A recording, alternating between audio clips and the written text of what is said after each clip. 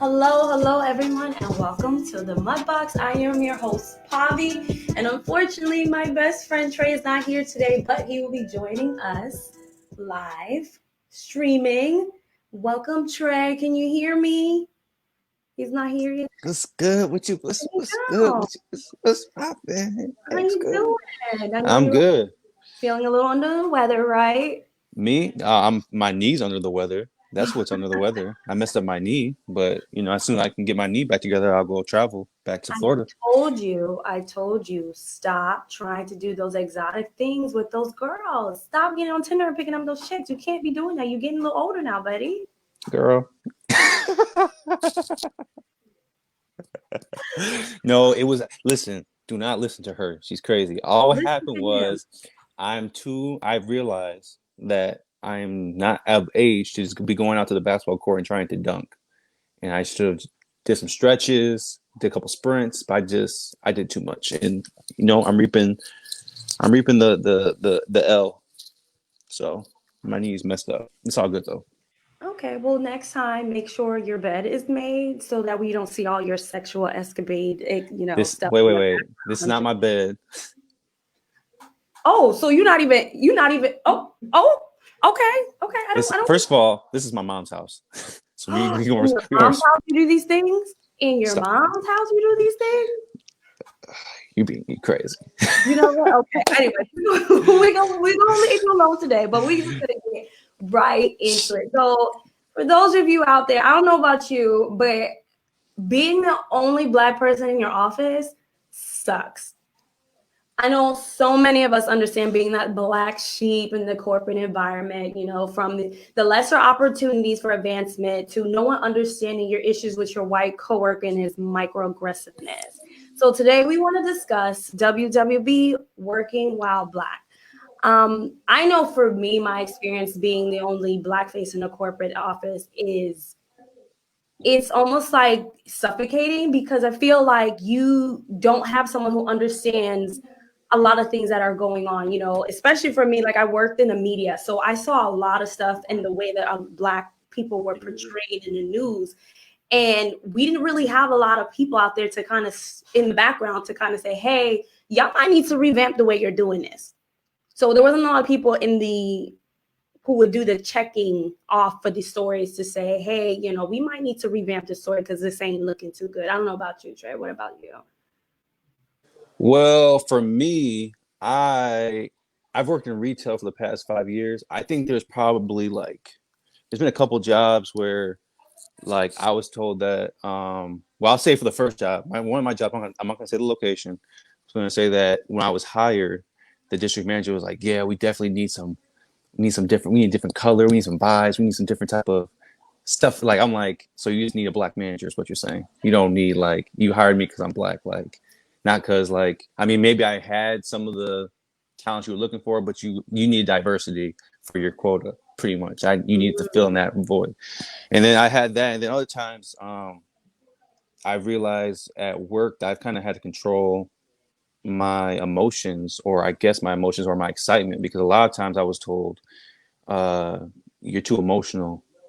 You're too this." I'm like, "What do you mean I'm too emotional? I can't express how I feel just tasting something, or I can't, you know, push on something more aggressively." So when you get into those type of realms where like I was a co-manager, almost a store manager, you start talking to district managers and regional managers, you know, you guys start talking a whole different lingo and change who you are and control who you are Right. more because they hold you to a way different standard than they hold other people to. People can be the same excited as me and they Mhm. won't call them emotional. They're like, they have passion for their job. They just care for the job. Me, I'm an angry black man who shows too And much emotion. mm, wow, I definitely understand where you're coming from. And I know there's been times with me, I feel like I've been passed over opportunities because they felt as though I was the angry black woman. And in my mind, it was like, I just want things to be run correctly. I wasn't, I feel like when I was emotional and showed, I guess, that weakness, they would say, well, you're not capable of doing the job versus my other coworkers who were not black were mountains were moved to make sure that they were accommodated in their emotional state. They were taken care of per se. which I think is interesting that you feel the same way, where that you have to dumb yourself down to make these people feel comfortable in order for you to do your job, which I think is disgusting. It's more for y'all. It's more for y'all than it's for me. For us, as Black women, you mean? As Black women, it's way more for y'all, yeah. Well, absolutely. I feel like a lot of times I've had to hold my tongue with things because, I remember one time I worked at a hotel, and I had a guest who had an issue and I didn't know how to solve it. So in my mind, I went to my supervisor and I pretty much expressed to her straight up, like, I ain't beating around the bush, like, oh my God, no, it's like, look, this is what the guest needs. Here's what I think I need to be assisted with. Can you assist me with that? And later on, I found out the supervisor went and told everyone, oh my God, she was bossing me around and she was bullying me. And I'm like, how was I bullying you when all I was doing was trying to get the guest assisted and get to the point? But they took it as bullying and being bossy. I'm like, oh, okay. So it's like, if I try to be, straight to the point, I'm bossy, I'm this. If I show my emotional side, I can't handle the job. It's like there's no winning there. And I think that goes into the whole topic of, working while Black, but also touching on the fact there's not a lot of people in the executive level who understands where we're coming from when it comes to building in our career and being Black in our environment. We don't have any support. We don't have that many people who look like us in our corporate areas. Yeah, and even with what you saying, that reminds me of even with the presidential debate with Kamala, and they were just like, she was actually very punctual. She was actually very put together and calm. She didn't outburst or nothing. And Twitter got into a frenzy of angry. She looks very stern. I'm like, she was very calm. I can show you a Black woman who's mad.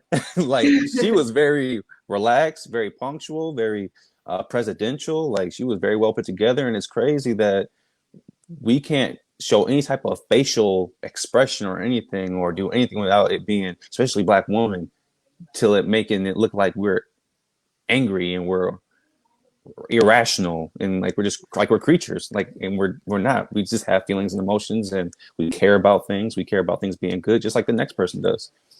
Right. So I don't want to waste any time. I want to actually bring in our special guest for the evening, who definitely understands being, a Black person in a corporate environment, and especially in the media. So I want to welcome my guest, Mert Price, former WWB reporter and graduate of Ole Miss and member of Kappa Alpha Psi Fraternity, Inc., and owner of the Crazy Drunk Uncle blog. Welcome, Mert. Thank you. I'm so happy to be here.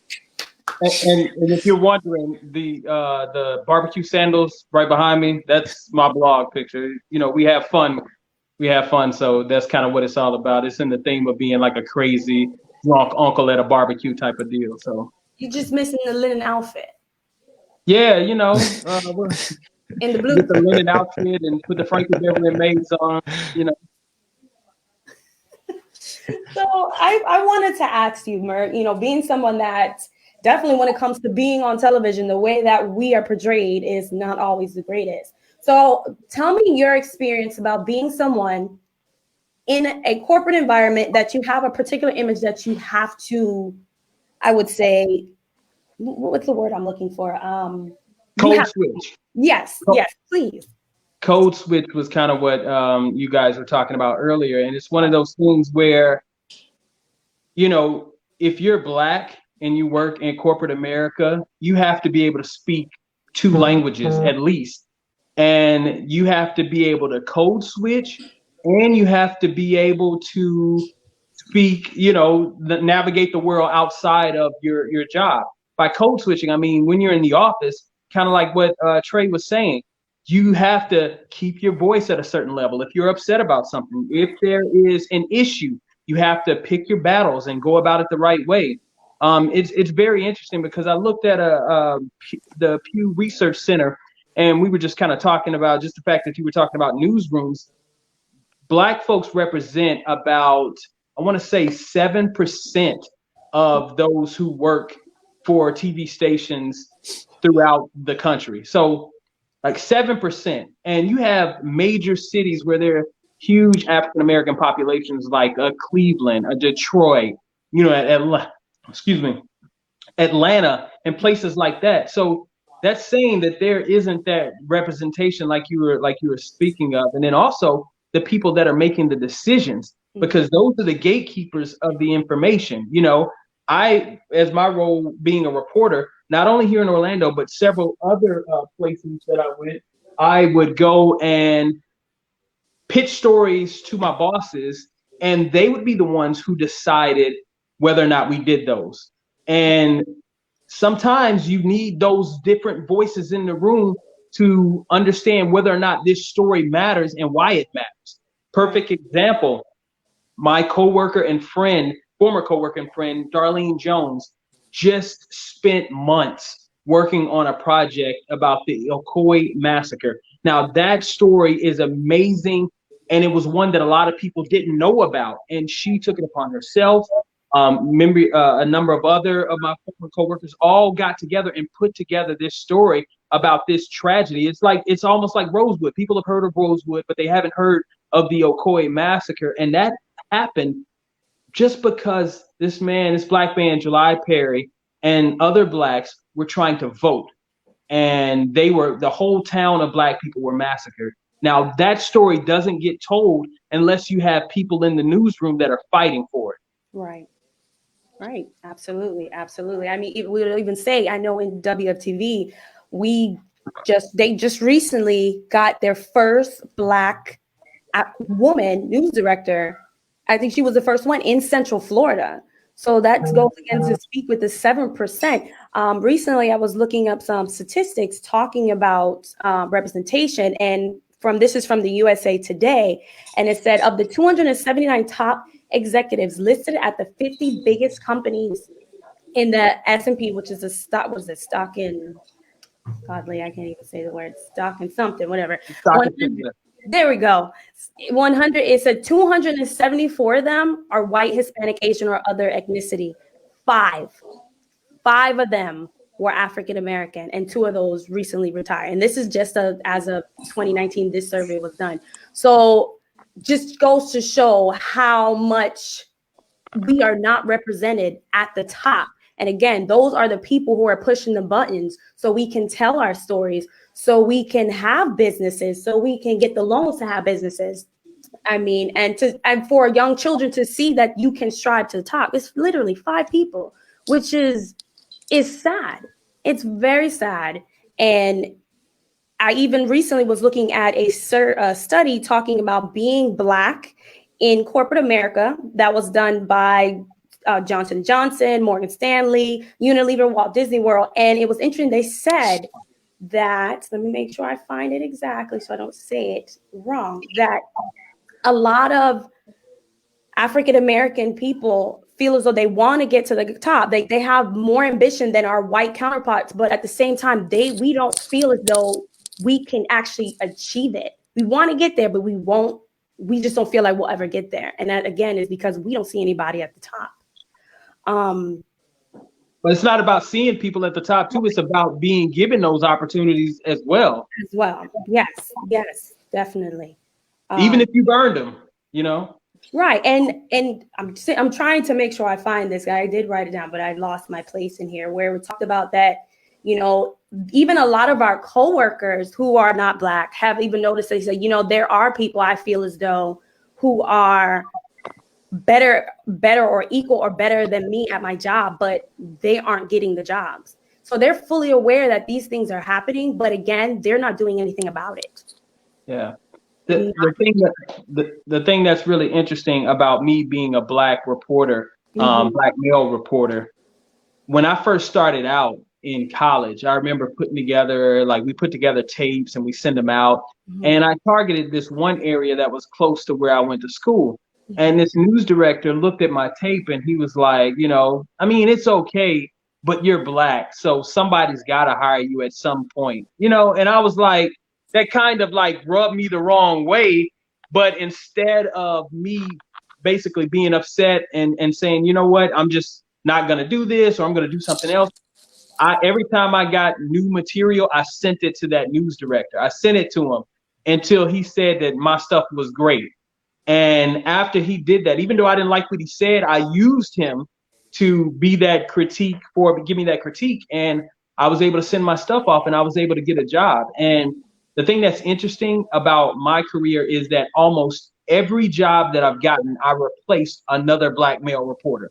It wasn't a situation where they just needed a reporter and said, hey, let's look at this guy. There was always a slot for black male reporter, and I was able to fit in that spot. And it's amazing because one guy that I eventually worked with, we joked all the time about I was his replacement, and then he came back and worked with me at the same station later on. So it's definitely one of those things where, you know, sometimes they have that spot available, and as sad as it is, you have to make the most of your opportunities when you get that shot. Right. I know here during this being Black in corporate America, it talks about how the percentage of professionals feel Black employees have to work harder to advance. I would think they would go pick it back off what you're saying is that, you know, the fact that he felt comfortable to say, well, you're Black, you're only going to get it because you're Black. But even though you do get it, then you feel like you have to work harder because now you have to prove you're not like them. You're not like the rest of them out there.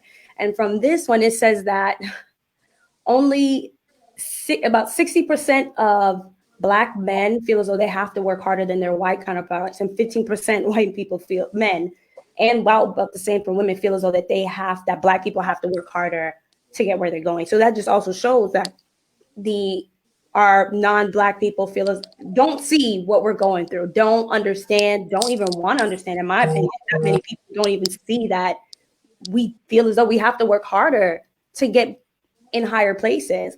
And even still, if it's almost like we feel as though we don't even have access to senior leadership like a lot of our counterparts do. To even get critiques like you did with the gentleman, you almost have to deal with an enemy to make sure you get some type of critique, if that makes any sense. I don't know. I'm probably talking all the place because my head is off. But No, you're good. You're making sense, Bobby. I'm making sense? Okay. Yeah, you're making sense, Bobby.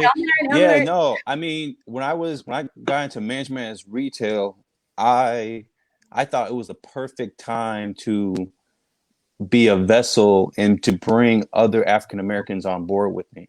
So there's a lot of times where I hired tons of black kids, 18-year-old, 19-year-old kids, never worked a job, didn't know what it was like to be responsible, to get a check. And every time I interviewed them, we would walk through the outlets and I'd be like, listen, they're watching you. They're watching me on a regular basis. You need to be here 5 minutes early. You need to be here on time. You need to be here dressed appropriately. You need to be here together because they're constantly watching. You need to make sure that your sales are 2 times better than your teammates' sales because they're going to watch you and judge you harsher. And that's just where it's at. But those same kids I see 2-3 years from now come up to me and I run into them in the mall, be like, yo, Trey, thank you so much for the teachings, for this and the fourth. Like, I'm going to the next job. I'm exceeding. I'm doing what I need to do because you got on me at a young age and told me what it was like that was going to happen when I got to the next spot. And a lot of that is like us being in a position to empower others. Like, you know, that was brought up many times in this conversation that we got to be in superior spots to put us in spots to be superior. Right. So it's all about feeding each other information and, you know, pushing each other and putting in the right direction. One thing that you brought up in that you sent me that same same article. The fact that it was a DNI where they were talking about how even like it's really made for white women more than it really is for Black people. Like how really we feel like we're not really being protected in the work environment. It's really just to protect the minority white woman. We're not being heard. But I want to go back to what just realizing now that, you know, Trey, you have been in a management level, and Mert, that you are someone who was on television, which a lot of people strive to be on. Do you feel like as Black men that you have a responsibility to help other young men and women to make it to the top? Or do you feel as though you're in this on your own, or you have to work on your own to get this? Or do you take the time to go out? Like, I know you just said, Trey, but again, with Mert really is like, how much do you feel how important it is for you to really mentor a lot of young men and women who are coming up in that industry? I look at it like, you've been to Jamaica before, right? Yes. Yes, I am. Yes, sir. No. Yeah. The Yeah. Duns River Falls is like a tourist thing where people go up the falls, and as you're going up the falls, everybody always reaches down and pulls the next person up, and then the next person comes up. That's kind of how I look at it, Mhm. because if it wouldn't have been for older black males like some of my mentors that I used to go, they have this thing in TV called NABJ. It's the National Association for Black Journalists, and I would go to those conventions, and you go in there and you have people there that are critiquing your work, and you're sitting there and you could sit there and talk to the vice president of ABC News, and you're able to go up to these people and they look at your stuff. I was able to meet some valuable mentors, some amazing people, and I would be able to call them at midnight and say, you know, I don't know what I'm gonna do tomorrow. They want me to do this story, and I don't know how to do it. How should I go about it? And it was funny because me and one of my best friends in television, and in life too, her name is Tiffany. She lives in Cleveland. Now we started about the same time, and we remember when we used to go to the job fair and used to go to NABJ, and we would be looking up to some of the people like, oh man, this is such and such, and that's such and such, and go up and talk to them and be like, hey, can you show me some things or talk to me about storytelling? It got to the point where that was us. We started being the people that, some of the younger folks knew. And, I gave my number to so many people just so that they could call me. And, probably, my wife, you could ask my wife at any given time. It might be, midnight, 1 o'clock in the morning, and I'm on the phone, with somebody who's on a ledge about, what's happening at their job or how can they be a better reporter. There have been people at my former station who came in and they didn't get it. They didn't understand how to tell stories the way that the management wanted and things like that. So there's many a times I call my wife and say, hey, I need to meet such and such, and we need to go and we need to talk about this. Sometimes women. So my wife is like, for real? Who is that chick? And I'm like, look, it's somebody that I'm trying to help with story ideas and trying to help, figure out how to do it. So yes, I absolutely think it's our responsibility to help folks, because I remember being in college at one point, and there was this lady, her name was Andrea Self. She was on the local CBS affiliate. And in fact, I think she's still there now, all these years later. But I remember just out of nowhere, just reaching out to this lady, like watching her on TV saying, I like her. I think she does a good job. I just straight up sent her an email saying, hey, my name is Murd. I'm a journalism student. I like, watching you. I think you do a very good job. And I want to know, would it be possible for me to come in and shadow you for a day and just see how you do everything? And she said, yeah. I mean, and that wasn't that long ago. People are crazy. So she was able to allow me to come in. And so I tried my best. I've talked to so many people that I don't even know, people that just hit me up in Twitter or Facebook or just called me and just like, hey, I need some advice. So I definitely think if there's a way to help people and you have that opportunity, I think it's almost like, climbing Duns River Falls. You got to reach back down and try to pull somebody else and help them. Absolutely. Absolutely. It's definitely important to not forget where you came from and definitely continue to share your knowledge, because you never know what you can learn. You never know who you're probably helping. You may be helping the next president of the United States, which we will find out tomorrow night, everyone. Woo! No one's excited about that? No? I'm the only one excited about that? Okay. Yeah, I don't know. I'm having Civil War tomorrow. I'm just ready for it to all be over, honestly. Same here. Because I mean, so much, going back and forth with the whole, political thing. So many people be talking about, we need to, let's vote for the lesser of the two evils. Look at it, bruh. Just somebody get this over with. I'm tired of hearing about it.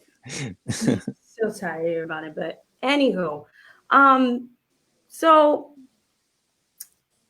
let's see. What else do I want to ask, really? So talking about you working in the news,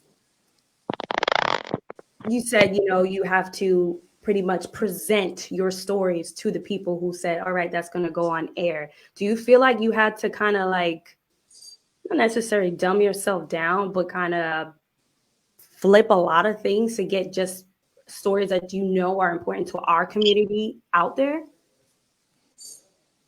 It's one of those things where it's called playing the game. Mm-hmm. I learned how to play the game with the people that were calling the shots. I learned how to say certain words and certain things that would make them interested in the story.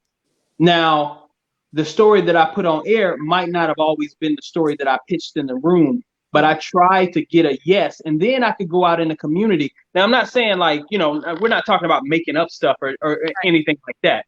Mm-hmm. There may have been a story where, let's just say a Black politician was under controversy for something.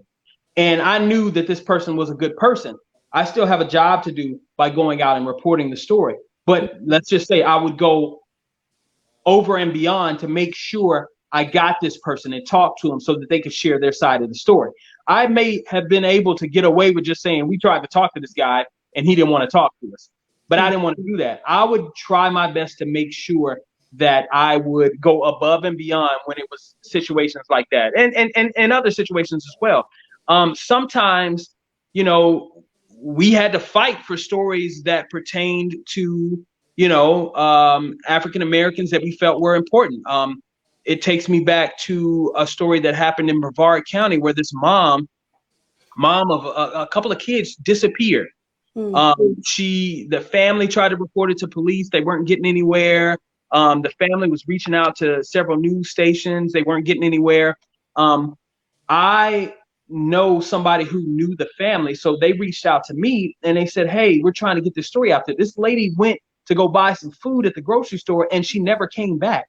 So I went to my bosses and I tried to get them to do the story, and they were like, well, I don't know about that. If police aren't taking this serious, then maybe it's not that serious. And I was like, give me 5 minutes. So I did some research. This is me on top of doing other stories and having other stuff that I had to do in my day. But the fact that somebody reached out to me and told me that this mom was missing, I was first concerned because, I don't want any mom to be away from her kids. And I knew that there was something up because this lady left her car, left her keys, left her phone. Like, who leaves their phone and their wallet and all of that stuff behind? Right. I was like, this must be some foul play. This lady never disappeared before. She doesn't have dementia or anything like that. So I literally walked into my boss's office and I said, we need to do this story because this, and this. And I was like, look, I got extra stuff to do, but I'll stay late and work on it. And he was like, well, let's just see what we can do. We started working on that story and they sent a reporter there. The family was so happy. And it turned out to be that this lady was kidnapped and I think murdered.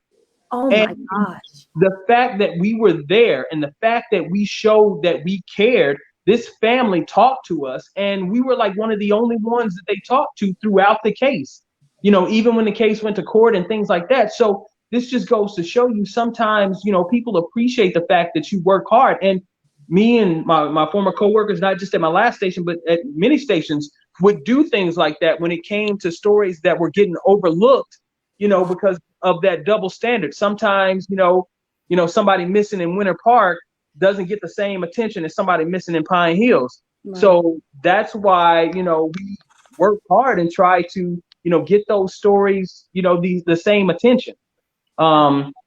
Just the little things on stories too. Sometimes I remember, like, if I was doing a story about, let's just say, food stamps, I would tell my photographer, hey, don't just shoot Black people, shoot white people, shoot Latino people, shoot like everybody. We need to show that this food stamps or this hunger problem is affecting everybody.